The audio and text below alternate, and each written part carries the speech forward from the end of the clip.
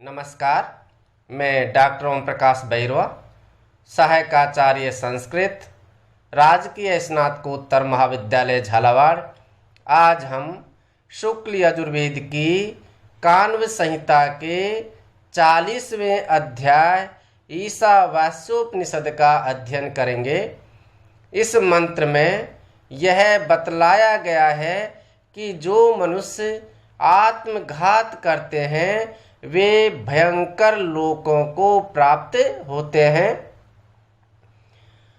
असुर्यानाम ते लोका अंधेन तमसावृताः तांस्ते प्रेत्याभिगच्छन्ति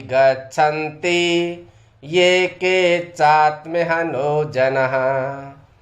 असुर्या नाम ते लोका अंधेन तमसा आवृताः तान ते प्रेत्य अभिगच्छन्ति ये के च आत्महनः जनः।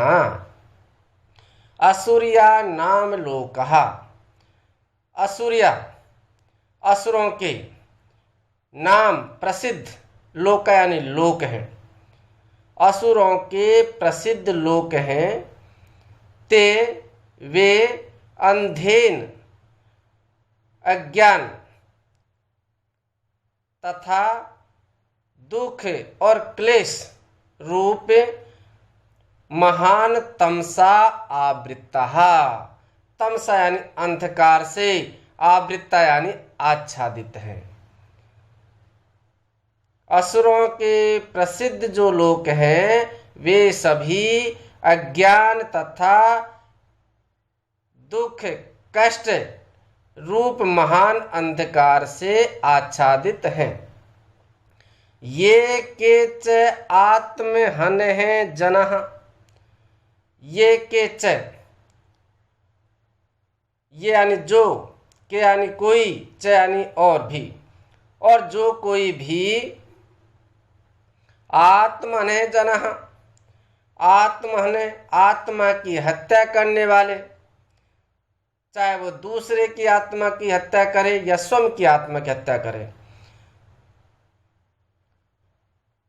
ते वे मनुष्य प्रेत्य है मरकर तान उन्हीं जो भयंकर कष्टकारी जो लोक हैं उनको अभिगच्छन्ति बार बार प्राप्त होते हैं। असुरों के जो प्रसिद्ध नाना प्रकार की योनियों एवं नरक रूप जो लोक हैं सभी अज्ञान तथा दुख क्लेश रूप महान अंधकार से आच्छादित हैं। संसार में जो कोई भी आत्मा की हत्या करने वाले मनुष्य हैं वे सब मृत्यु के उपरांत उन्हीं भयंकर लोकों को बार बार प्राप्त होते हैं।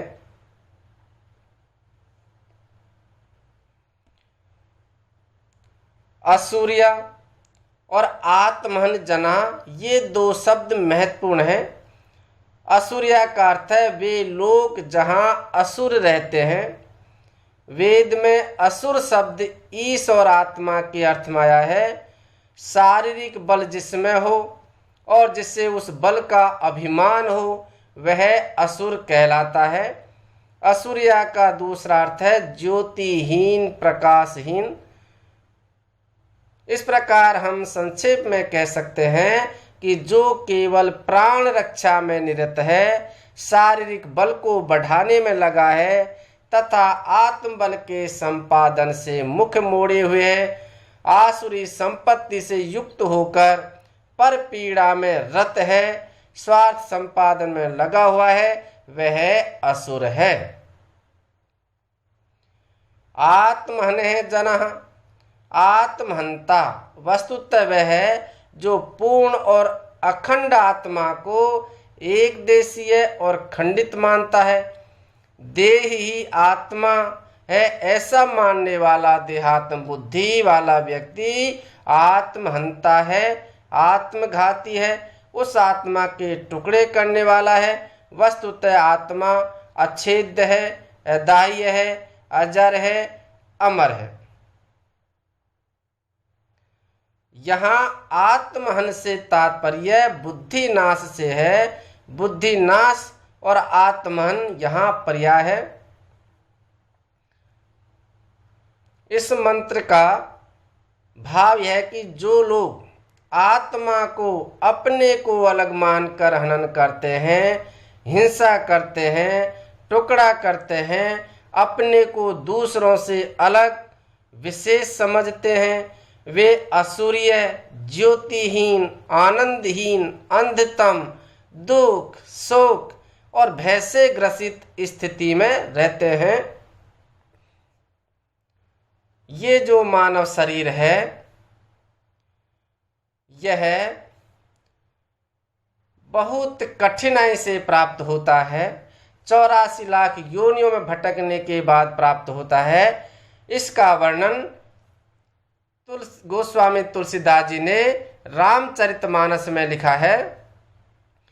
बड़े भाग्य मानुष तन पावा, सुर दुर्लभ सदे ग्रंथ निगावा।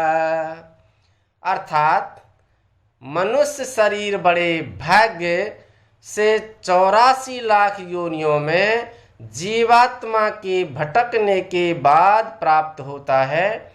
यह मानव शरीर पाना देवताओं के लिए भी दुर्लभ होता है। अर्थात मानव शरीर प्राप्त करने के लिए देवता भी तरसते रहते हैं, इसके लिए लालायित रहते हैं। ऐसा इसलिए है कि मानव शरीर एक ऐसा शरीर है जो जीव को मोक्ष के दरवाजे तक पहुंचाने के लिए समस्त मोक्ष साधनों का धाम या घर है। इस मानव शरीर को पाकर भी जो मनुष्य अपना परलोक संवार नहीं लेता, यानी अपने जीवन का उद्धार नहीं कर लेता, मोक्ष प्राप्त नहीं कर लेता, वह परलोक और इस लोक में अपार दुख कष्ट पाता है। इस मंत्र में अनुष्टुप छंद है।